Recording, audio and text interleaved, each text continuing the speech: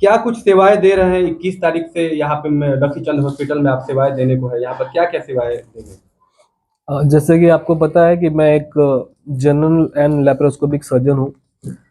और अभी अभी मैं दिल्ली से ही आया हूँ। अभी तक मैं सफदरजंग दिल्ली अस्पताल में था। तो यहाँ पे सेवाएं जो शुरू की जा रही हैं वो हर तरह की सर्जरीज, चीरा लगा के भी और दूरबीन से भी, प्लस किडनी की सारी सर्जरीज, किडनी स्टोन की सारी सर्जरीज, और जो बच्चेदानी वाले डॉक्टर्स होते हैं उनको भी बुलाया जाएगा, उस तरह की सारी सर्जरीज।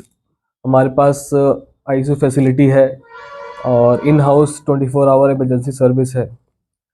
और हमारे जो डॉक्टर अभिषेक साहब हैं वो क्रिटिकल केयर के स्पेशलिस्ट हैं।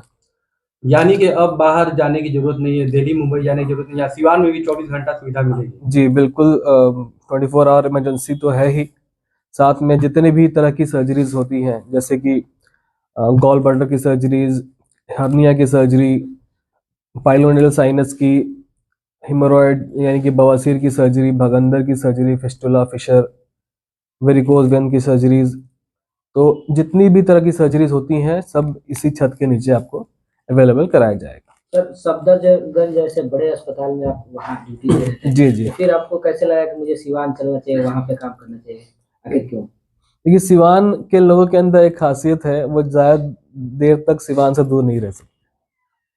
तो सफदरजंग में रहने के बावजूद भी मेरा दिमाग में यही था कि फैसिलिटी तो मुझे प्रोवाइड सिवान के लोगों को ही करनी है। ठीक है, सफदरजंग में रहने का फ़ायदा मुझे ये हुआ कि काफ़ी हर वैरायटी के मैंने केसेस देखे। वहाँ पे हिंदुस्तान के हर एक कोने से लोग आते हैं, मरीज हर एक कोने से आते हैं। अस्पताल में से वो आए। जी जी। तो वहाँ पे रहने का फ़ायदा मुझे ये है कि मैंने सारे टेक्नोलॉजीज देखी हैं नई नई, जो दिल्ली में अवेलेबल हैं, जो इंडिया में कहीं भी अवेलेबल है, वो सफदरजंग में अवेलेबल है।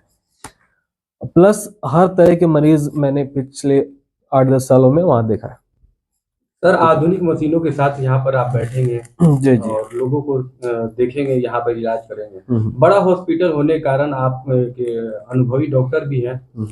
इन सारे चीजों को देखने के बाद मरीजों के अंदर एक भय सा भी रहेगा कि हॉस्पिटल बड़ा है तो कुछ चार्ज वगैरह कुछ है उसमें ज्यादा लगेगा, जिसकी वजह से लोग नहीं आना, कम आना चाहते हैं। उन लोगों के लिए क्या कुछ है?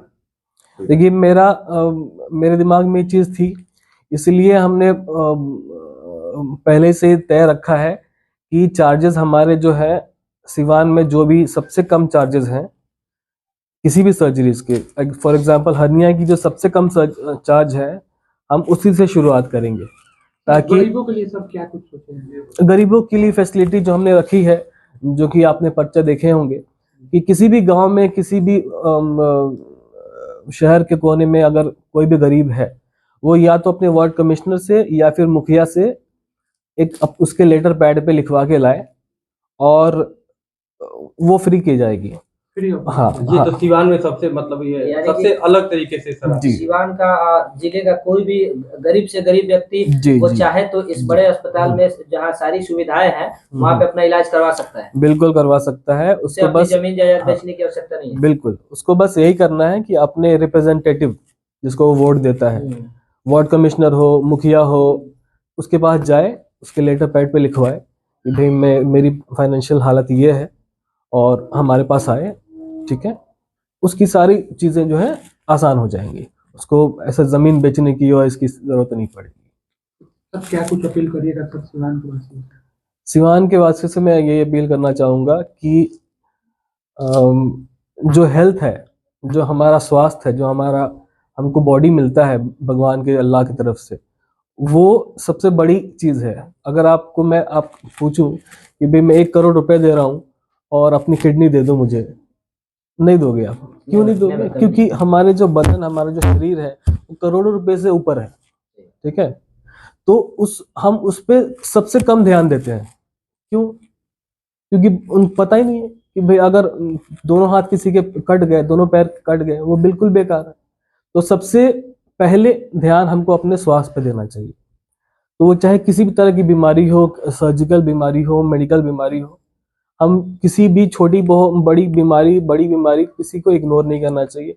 तुरंत ही अपने जो सबसे पास वाले डॉक्टर उनको दिखाएं, किसी तरह की भी बीमारी हो, ठीक है। इग्नोर किसी भी तरह की बीमारी को ना करें।